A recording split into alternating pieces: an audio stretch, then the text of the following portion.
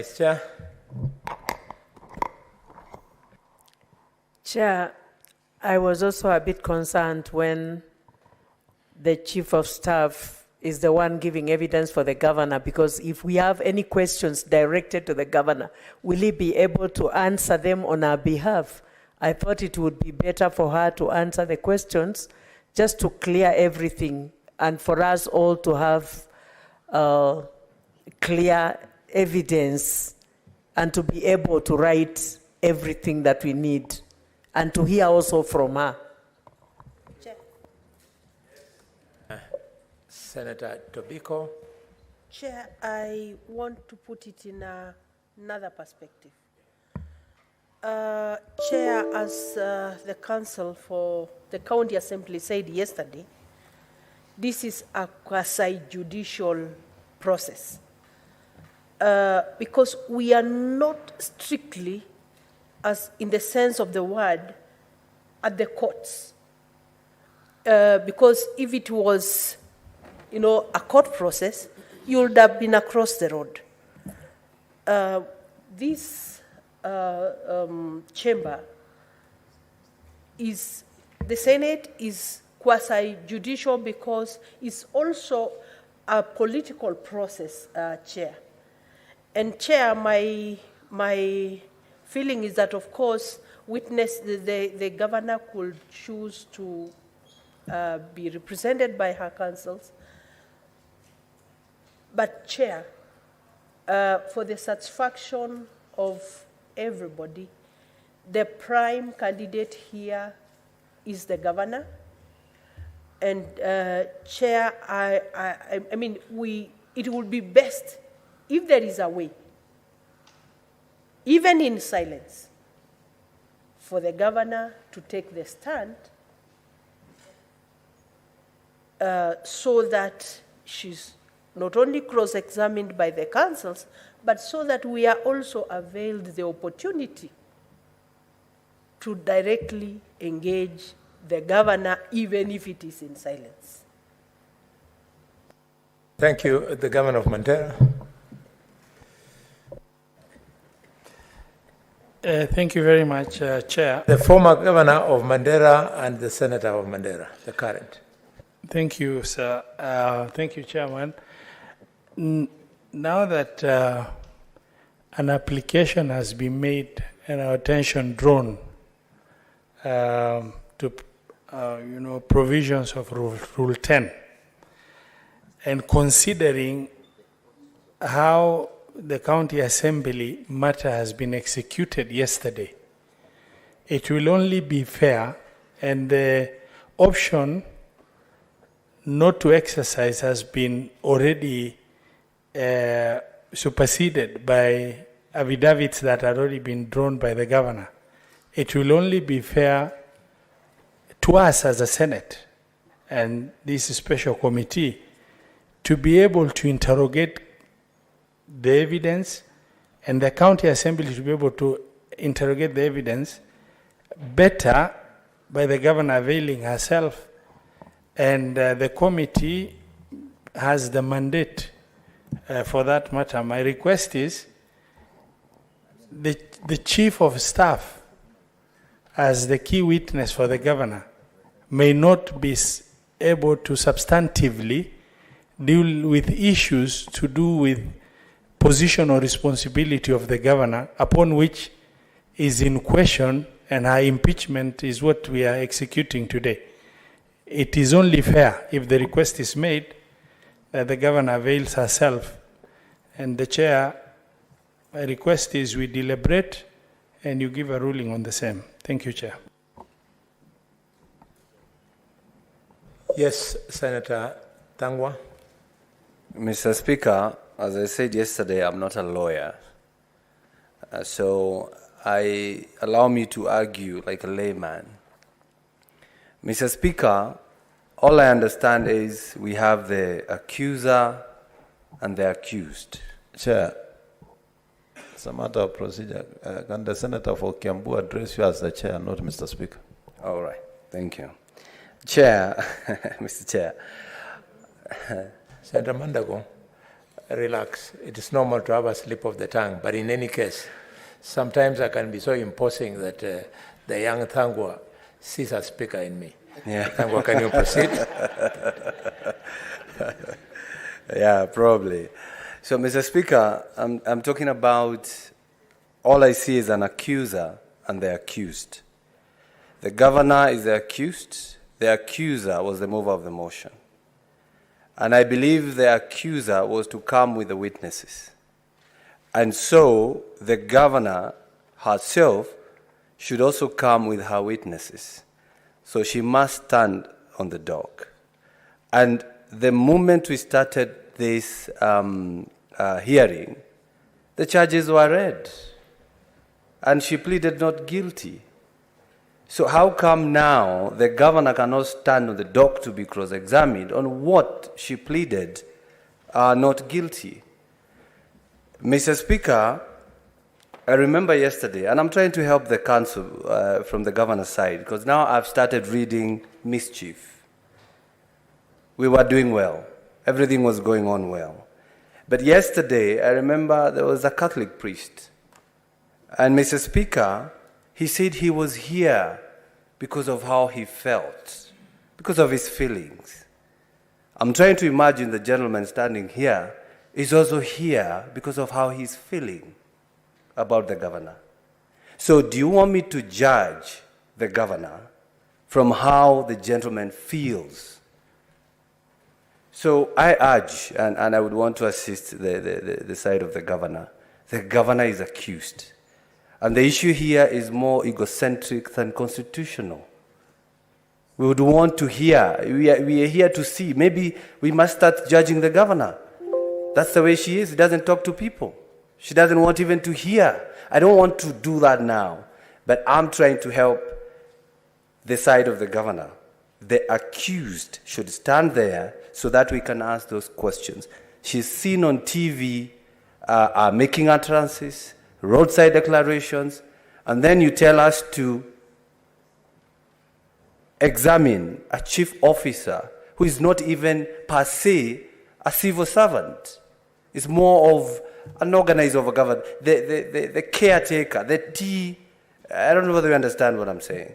So, Mr. Speaker, for this house to be taken, chairperson, for this house to be taken with the seriousness it deserves, the governor must stand on the dock.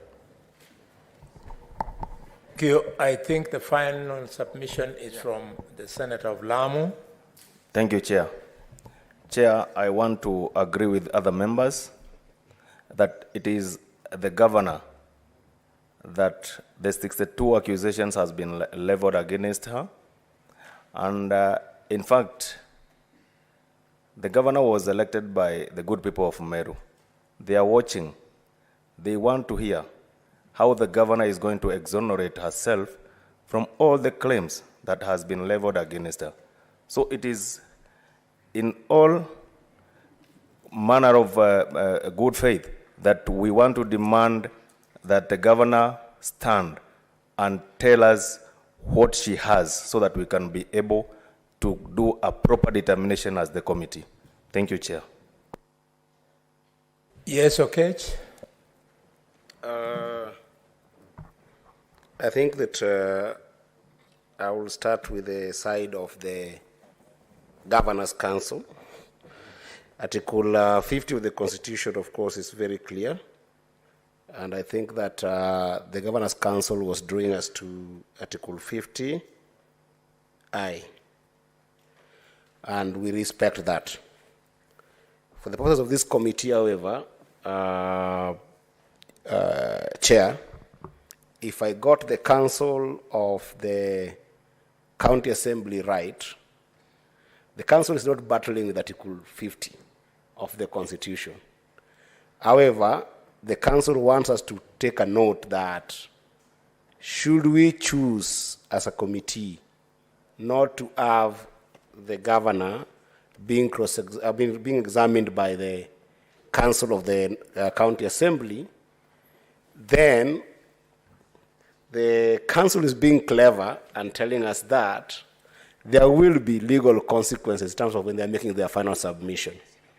I think I took a very serious note to that, to the extent that under the standing orders of this particular house, the Senate, I think it is standing order number, it is actually under the third schedule, number 11, Chair, is in congruence with what the legal counsel or the council of the county assembly is talking about. And I'll read it.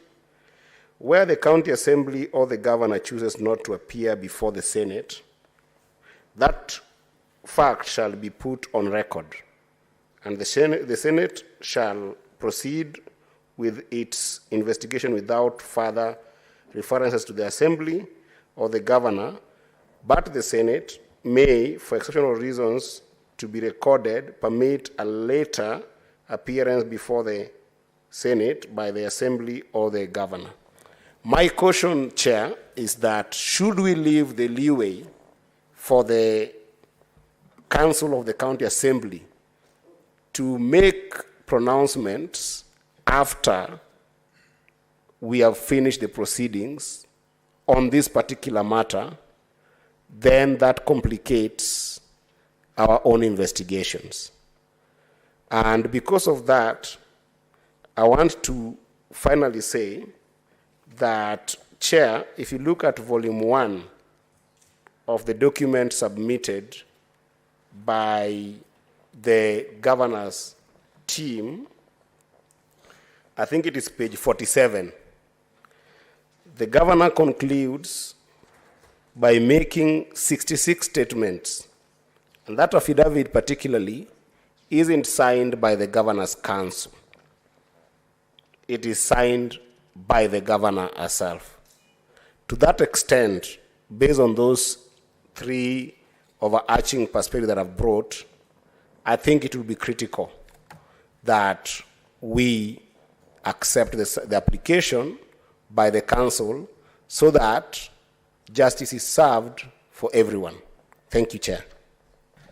Very well. Whereas, Council for the County Assembly, your application looked light, but given the interest and the unanimity on the part of the senators in supporting your application, I'm forced to make a reasonable decision. But before I make it, allow me to discharge 2 things. The first thing, the Senator of Migori. Allow me to discount your views on standing order number 11.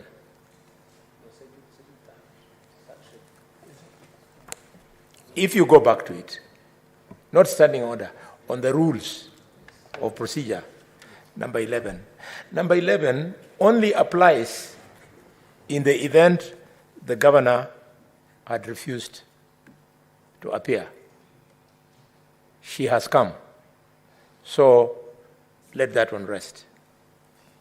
The second thing I want to discount is to the governor, the governor's council.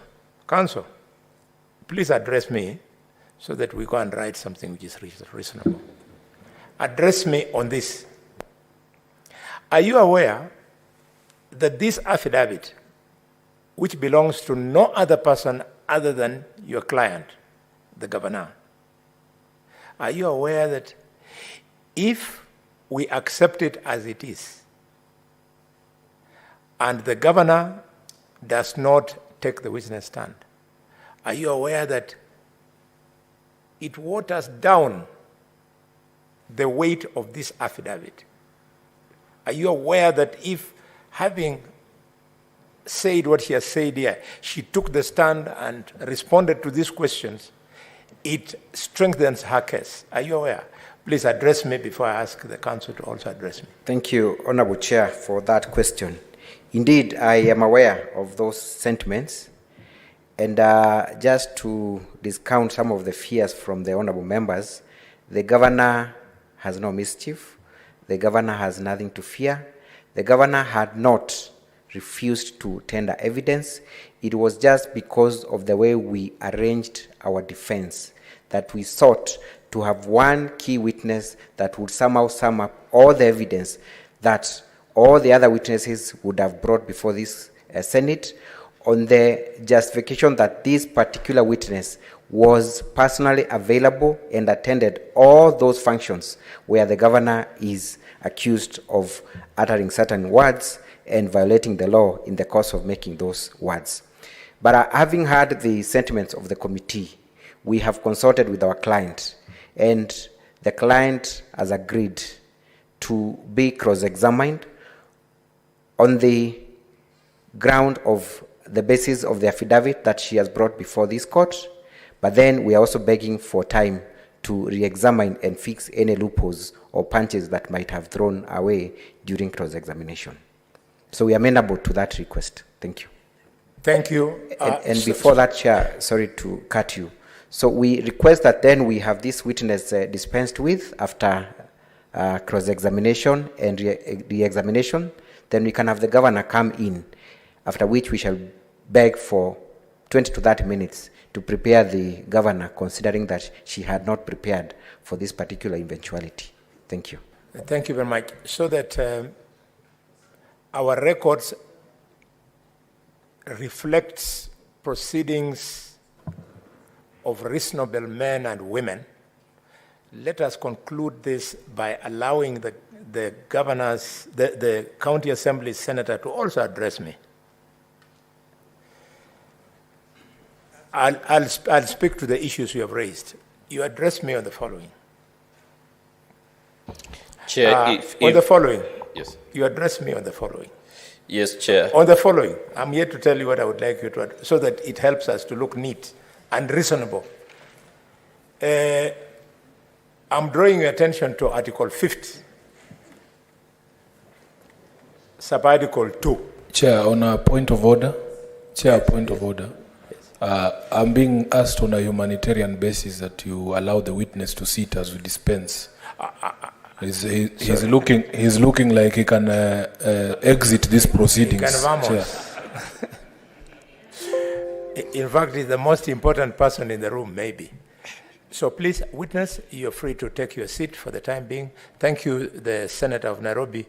This is why you are the Senator of Nairobi, the county of everybody.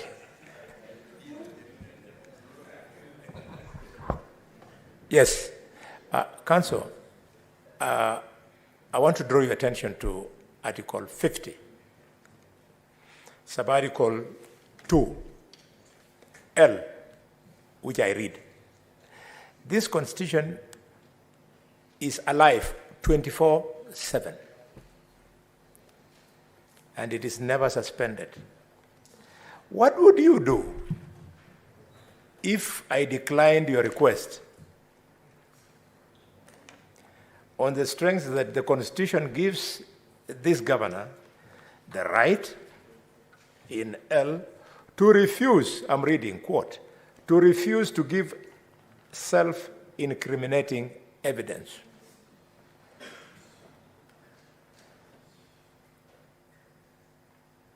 Address me on that one, then I'll discharge what you have applied for, Council for Governor, and we proceed.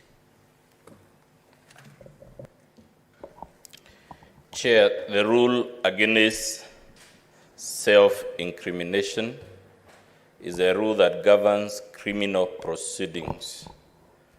The proceedings before the Senate are neither criminal nor civil.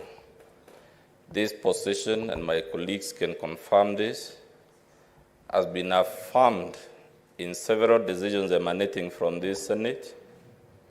One of them is the case of Justice Kariuki Nyaga.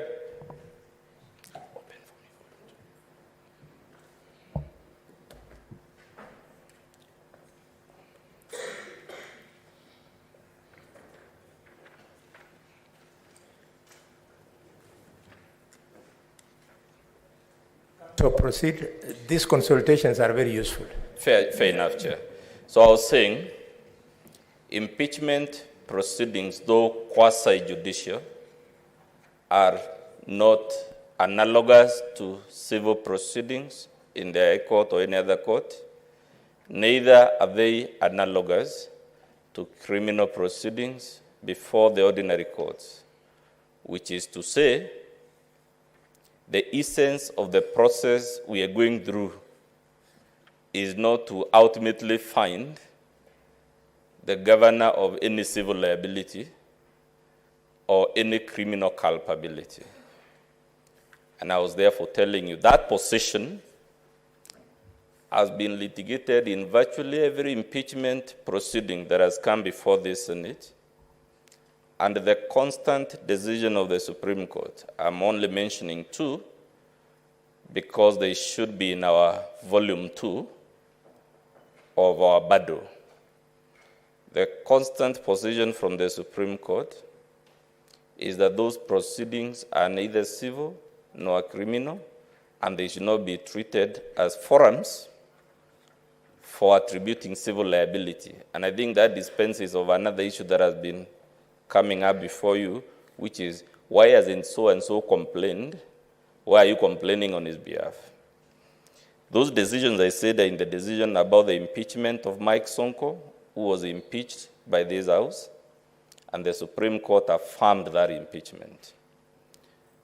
The same position, Chair, can be found from another decision of the Supreme Court in a case called Justice Kariuki Nyaga versus Martin Wambora Nyaga, or rather Justice Kariuki Mate versus Martin Wambora Nyaga, and it should, unless I'm mistaken, also be in our volume 2, but at any rate, I am aware, I'm told, Chair, it is at volume 2, at page 69, the case of Martin, that is Supreme Court petition number 32 of 2014.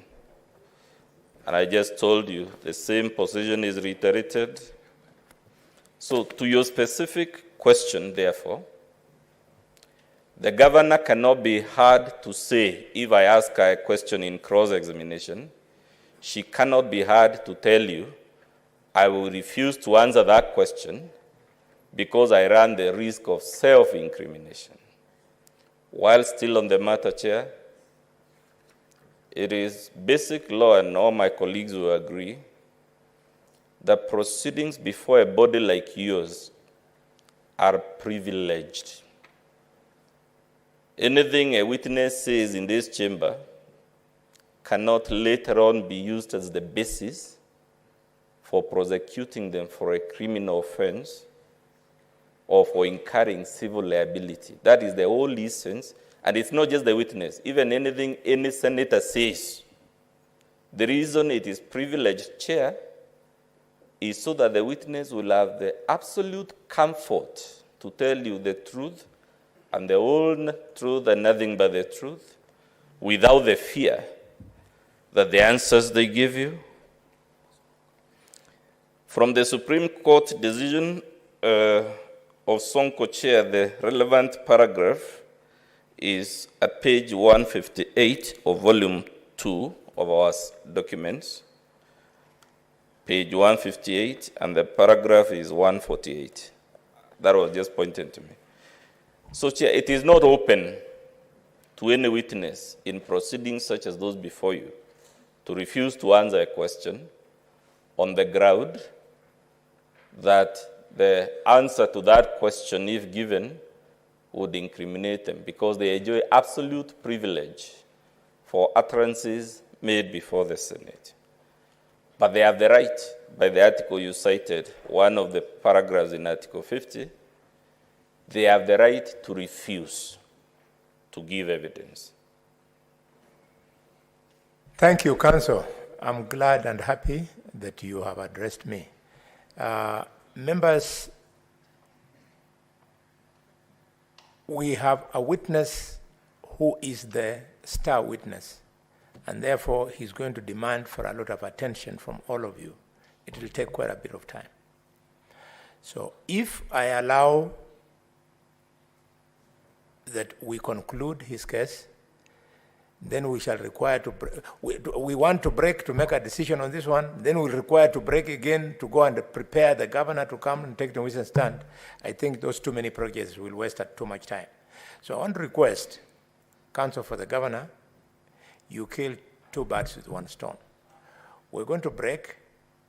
The decision concerning this is being made now. And then during that time, you do what you would have done in the second breakout. Chair. So what is the decision?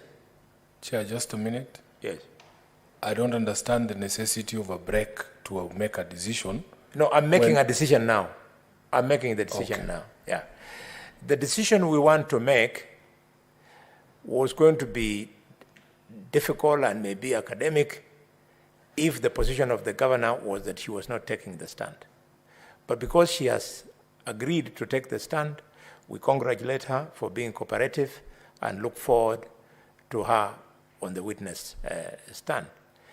For now, I want to request that we adjourn. We give everybody 1 hour. During that 1 hour, you grab a bite, and during that 1 hour, prepare your governor for the forthcoming interventions. Thank you, members.